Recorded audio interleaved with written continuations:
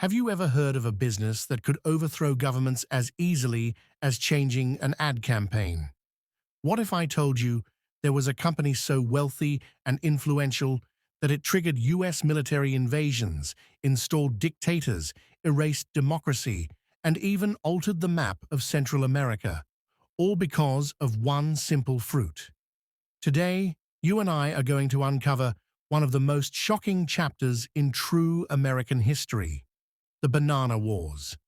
A story where the United States didn't conquer land with armies for ideals of freedom, but sent soldiers to protect corporate profits. A story where United Fruit Company, not a president, not a nation, decided the fate of entire peoples. A story buried deep beneath decades of propaganda and silence. We'll explore how this company built an empire from the jungle, how it bought presidents, how it crushed workers demanding dignity, and how a single policy change in a tiny Central American nation led to a CIA coup that changed the world. This is not the history anyone wanted you to learn in school, because once you hear this story, you'll never look at a banana the same way again. So stay with me, because we are going to peel back the lies layer by layer until the truth emerges, a truth more dangerous than any empire in fruit. To understand how bananas became political weapons, we begin in the late 1800s, when Americans didn't yet crave them. Bananas were fragile, easily bruised, and spoiled quickly. Only the wealthy could afford them, a fruit that tasted like sunshine but cost a small fortune to transport. Then came Minor C. Keith, an ambitious businessman who realized that the key to the banana's future wasn't the fruit, it was infrastructure. He headed to Costa Rica, a country struggling to modernize, and convinced its leaders to let him build railroads from its interior farmlands to its coastal ports. But Keith wasn't just laying steel tracks. He was carving a corporate empire into indigenous rainforest territories. As the rails pushed deeper, the native people were forced aside. The forests cleared for banana plantations so vast they resembled new kingdoms. In exchange for economic development, Costa Rica paid him with enormous land grants, so much land that Keith soon owned a large part of the most fertile soil in the country. By 1899, his holdings merged with other fruit and shipping companies to form United Fruit Company. And what they created wasn't a simple business. United Fruit controlled the seeds farmers planted, the roads goods traveled, the ports ships docked in, the telegraphs news traveled through, and soon, the politicians in power.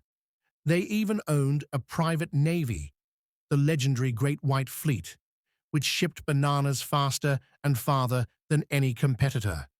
They employed spies, hired militias, and dictated wages so low entire communities remained trapped in poverty, dependent on company stores that inflated prices. The job wasn't just labor, it was servitude. In the eyes of United Fruit, governments were merely business partners, and if they stopped cooperating, well, the company knew exactly who to call in Washington. In the early 20th century, the United States began sending the Marines not to liberate nations, but to protect corporate interests. This era became known as the Banana Wars, a series of invasions, occupations, and covert operations from the Caribbean to Central America. The public justification was always the same: U.S. citizens are in danger, or we must stabilize the region. But the real reason was whispered in smoke-filled boardrooms: United Fruit's profits must be protected. In Honduras, when fruit workers protested unlivable conditions, the U.S. Navy appeared offshore, threatening artillery strikes until the government ended the strikes, in United Fruit's favor. In Nicaragua, a dictator who granted tax-free privileges to the company remained in power only because American soldiers fought a brutal counterinsurgency against rebels under leader Augusto César Sandino, whose name still echoes today in Nicaraguan politics. In Cuba, United Fruit monopolized sugar and land long before the Cuban Revolution. In Panama, the U.S. aided its separation from Colombia and then secured control of the new Panama Canal, the ultimate trade route to expand United Fruit domination. United Fruit didn't need its own army. The U.S. Marines served as its enforcers. One historian remarked that the U.S. Navy became the most expensive fruit delivery service in human history. And the consequences weren't temporary. These occupations installed dictators who terrorized their people for decades, dictators whose loyalty was not to democracy or citizens, but to the fruit company that fed their power. Nowhere was United Fruit's power more terrifying than in Guatemala, where the company was practically the government. It owned the only railroad, it owned the ports, it owned 42% of the land, more than the Guatemalan people themselves. But here's the catch. United Fruit kept most of that land unused to artificially limit supply and maintain profits. The people had nothing, while the company had everything. Then came democratic hope. President Jacobo Arbenz, elected in 1951. Arbenz didn't hate the United States. He wasn't a communist. He simply believed Guatemalans deserved access to their own land, that a nation's wealth should feed its people, not a foreign corporation. His government passed Decree 900, a land reform act that would compensate United Fruit for its unused lands based on the value the company itself claimed on its tax filings. But here was the scandal. For years, United Fruit lied to Guatemala, claiming the land was nearly worthless to avoid taxes. Now those same lies would cost them millions. They panicked. They didn't appeal. They didn't negotiate. They launched a full-scale propaganda war. United Fruit executives called in favors from friends in the U.S. government, including the Secretary of State and CIA Director, the Dulles brothers, both former United Fruit lawyers who still held company stock. They painted Arbenz as a communist puppet taking orders from Moscow, a dangerous claim during the Cold War. Newspapers printed fake stories planted by the company. Radio broadcasts warned Americans of a red Guatemala. Fear was manufactured, and fear won. In 1954, the CIA launched Operation PBSUCCESS, a covert coup using a tiny rebel force, psychological warfare, and media manipulation. Arbenz was removed, stripped, humiliated, and exiled. Democracy died in Guatemala, and in its place rose decades of military dictators, death squads, and genocide, atrocities later recognized by the United Nations. Also, a fruit company wouldn't lose land it wasn't using. It is one of the clearest examples in world history of a corporation overthrowing a sovereign government. United Fruit didn't just change governments, it changed identities. It created the term Banana Republic, a phrase that became shorthand for countries that looked like democracies on paper but were puppets controlled by foreign capital. In public relations campaigns, United Fruit portrayed itself as the bringer of progress. It built schools, but taught loyalty to the company.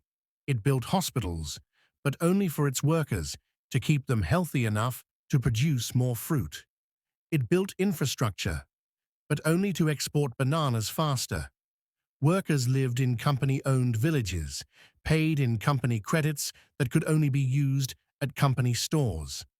In some places, workers received their wages in scrip, currency only valid inside the corporate bubble, a system historians call industrial feudalism. The company also weaponized racism.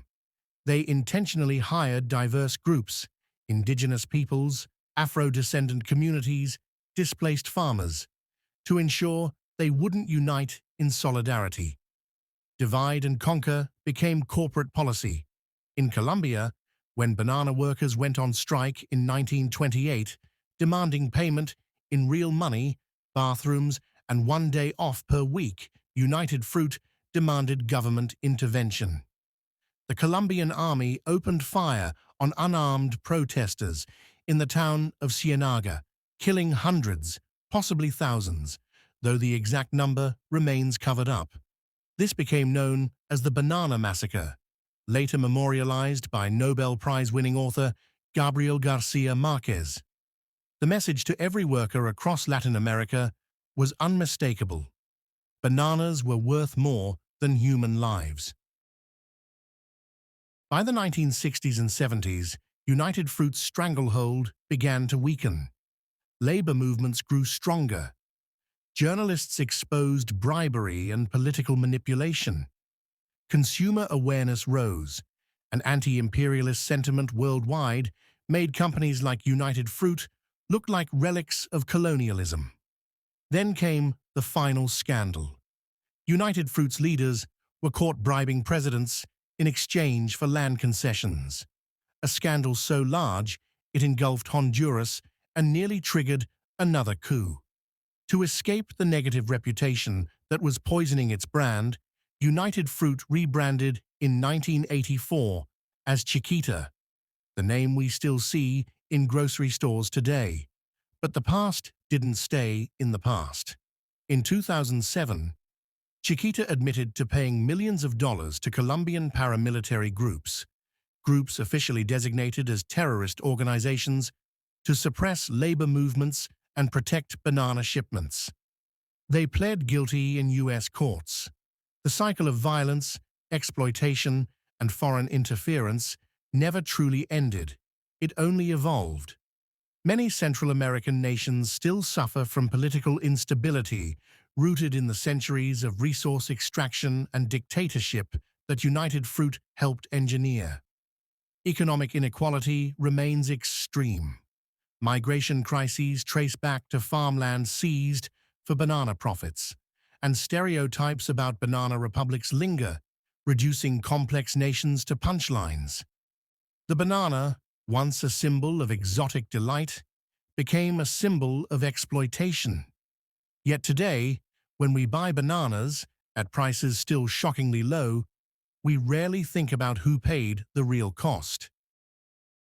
So now that this buried history has finally been laid out before you, I want to ask you something.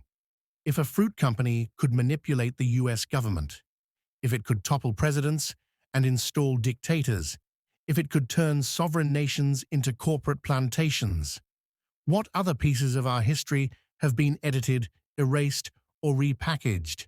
How much of what we call American foreign policy has actually been corporate strategy with a flag draped over it? And how many ordinary people today are still living with the consequences of decisions made in boardrooms decades ago? Decisions that treated human beings as obstacles to profit. This is the kind of story that reminds us why history matters. Not the polished, patriotic version, but the real story, the uncomfortable story, the one with victims and villains we weren't told about. Because if we can understand what happened in the banana wars, we can start to recognize the patterns repeating right now. Thank you for watching and for taking this journey into a chapter of true American history almost nobody talks about. What did you think about today's video? Comment your thoughts and suggestions for my next video below.